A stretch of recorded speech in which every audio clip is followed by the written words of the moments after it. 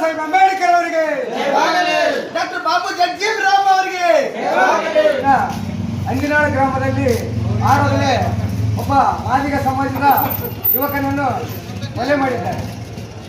ಈ ಕೊಲೆಗೆ ಯಾವುದೋ ಬಲಾತ್ಕಾರವಿದೆ ಏನಿದೆ ಅಂತೂ ಗೊತ್ತಾಗಿಲ್ಲ. ಸಿಗರೆಟ್ ಆಗಿ ಆಗಾಗಲೇ ಅವನನ್ನು ಕೊಲೆ ಮಾಡಿರ್ತಾರೆ. ಆ ಕೊಲೆಗಡಕರನ್ನು ಈಗಾಗಲೇ FIR ಆಗಿದೆ.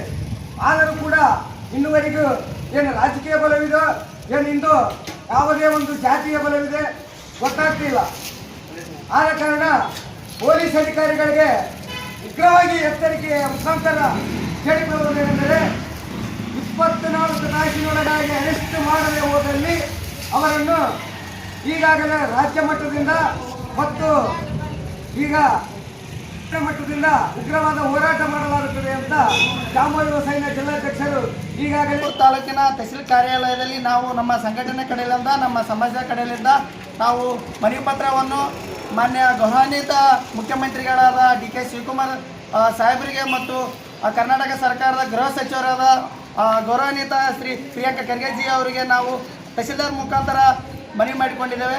ಈ ಮನವಿ ಮುಖಾಂತರ ನಾವು ಈ ಕರ್ನಾಟಕದ ರಾಜ್ಯದ ಗೃಹ ಸಚಿವರಿಗೆ ಮನವಿ ಮಾಡಿಕೊಳ್ಳೋದೇನೆಂದರೆ, ಇಡೀ ನಮ್ಮ ರಾಜ್ಯದಲ್ಲಿ ದಲಿತರ ಮೇಲೆ ತುಂಬ ದಬ್ಬಾಳಿಕೆ ಅನ್ಯಾಯ ತುಂಬ ಆಗ್ತಿದ್ದಾವೆ. ಅದರಲ್ಲಿ ನಮ್ಮ ದಲಿತರಲ್ಲಿ ಮಾದಿಗ ಸಮುದಾಯ ಯುವಕರಿಗೆ ತುಂಬ ಹಲ್ಲೆಗಳು ಆಗ್ತಿದ್ದಾವೆ.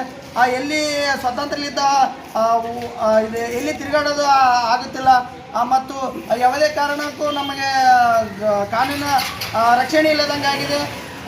ಇತ್ತೀಚೆಗೆ ಮೊನ್ನೆ ನಡೆದ 4/8/2026 ರಾಯಚೂರು ಜಿಲ್ಲೆ ದೇವದುರ್ಗ ತಾಲೂಕಿನ ಅಜ್ಞಾಳ ಗ್ರಾಮದಲ್ಲಿ ನಮ್ಮ ಸಮಾಜದ ಯುವಕಾದ ಭೂಮಾನಂದ ಯುವಕನನ್ನು ಸಾರ್ವಜನಿಕವಾಗಿ ಲಾಂಗು ಮಚ್ಚಿ ಅಲ್ಲಿಂದ ಕೊಲೆ ಮಾಡಿದ್ದು ನಮಗೆ ತುಂಬ ನೋವಿನ ಸಂಗತಿಯಾಗಿದೆ.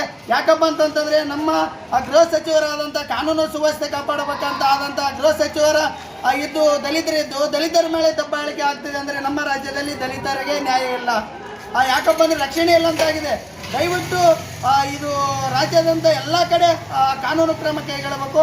ಯಾರೇ ದಲಿತನ ಮೇಲೆ ಹಲ್ಲೆ ಮಾಡಲಿ ಅವ್ರನ್ನ ಗಡೀಪಾರು ಮಾಡಿ ಅವ್ರನ್ನ ಗಲ್ಲಿಗೇರಿಸಂತ ಕಾನೂನನ್ನು ಜಾರಿ ಮಾಡಬೇಕು.